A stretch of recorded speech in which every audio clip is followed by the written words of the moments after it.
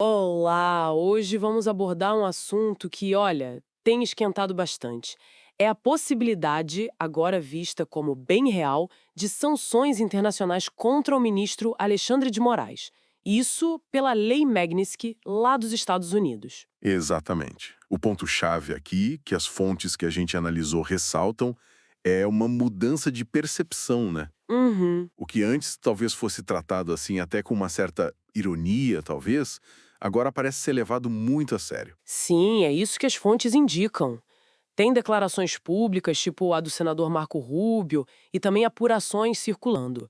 Parece que a coisa ganhou outra dimensão. Pois é, o que era visto como, sei lá, chacota por alguns, parece ter virado um receio concreto, um medo real mesmo. Vamos, analisar o que esses materiais nos mostram. Certo. Vamos lá. Uma das fontes detalha bem uma conversa, né, entre o congressista Cory Mills e o senador Rubio. O que essa conversa indicou, segundo esse relato? Então, segundo a fonte, o Rubio foi direto. Ele teria confirmado que o assunto está sim em análise. Tipo, estamos analisando isso. Ah, então não é só especulação. Não. E mais, ele teria dito que há uma grande possibilidade de sanção. Isso já muda o patamar da discussão, né? Com certeza. E tem outra leitura que diz ter informações vindas lá do Departamento de Estado. Essa sugere que o processo já estaria, assim, numa fase mais avançada. Tipo como? Tipo análise de provas, entrevistas, e que estaria só aguardando um parecer do Departamento do Tesouro americano sobre os impactos econômicos. Então parece que saiu mesmo da teoria para algo mais prático. Falando em prática, o que significaria essa sanção pela Lei Magnitsky? Muita gente ainda acha que é só perder o visto americano, né? Mas é bem mais que isso, pelo visto. Há muito mais. É fundamental entender isso. A Lei Magnitsky, ela foi criada para atingir pessoas envolvidas em violações sérias de direitos humanos ou grande corrupção. Certo. As sanções, então, vão muito além do visto. É um isolamento financeiro, pesado, bloqueio de contas nos Estados Unidos e em bancos que operam com o sistema americano, Nossa. impossibilidade de usar cartões de crédito de bandeira internacional, sabe, Visa, Mastercard, e restrições severas em serviços. As fontes mencionam até coisas como Netflix, Airbnb. Caramba! A pessoa se torna, na prática, um pária econômico global. E tem um detalhe importante. Se tentarem usar familiares para burlar, eles também podem ser incluídos nas sanções. Entendi. É um cerco bem amplo. E o material que a gente viu menciona até um tipo de checklist, né? Para aplicar a lei. Isso. Coisas como violações de direitos humanos, atos vistos como inconstitucionais, perseguição política, desrespeito ao devido processo legal, juízes agindo de forma autoritária. E uma das análises que lemos é bem direta.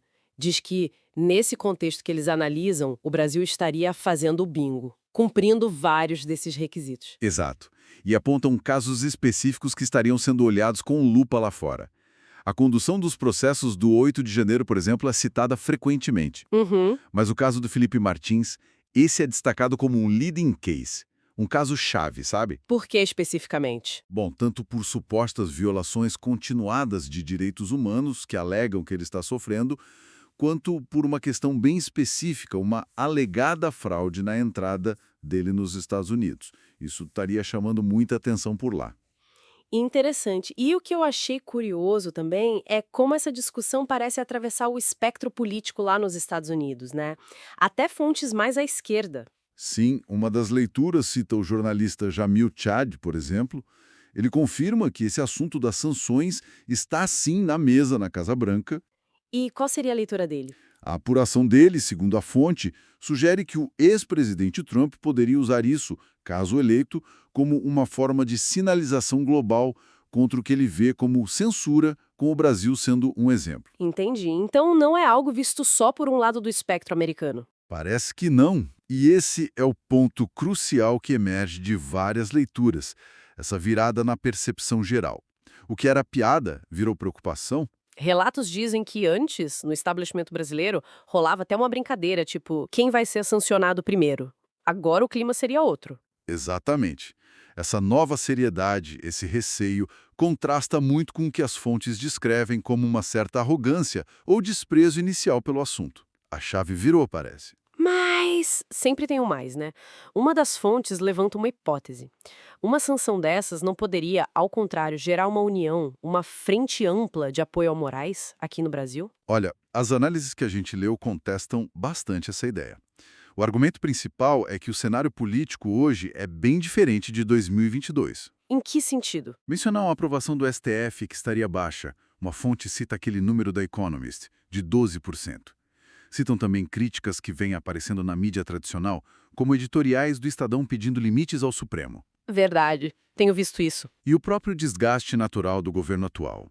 Tudo isso, argumentam as fontes, tornaria muito difícil e politicamente custoso formar uma frente ampla de apoio irrestrito ao Moraes nesse caso. O risco político seria alto para quem embarcasse nisso. Entendi. A percepção é que não haveria mais aquele capital político para bancar isso. Exato. E outro ponto interessante é que o trabalho de denúncia que está sendo feito lá nos Estados Unidos, segundo uma das fontes, não foca só em figuras ligadas ao bolsonarismo.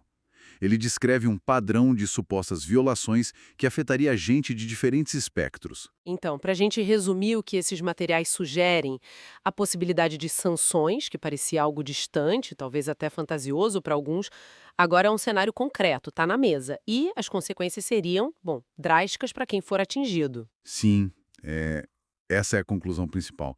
E isso nos leva a uma reflexão final, talvez um pouco mais ampla, né?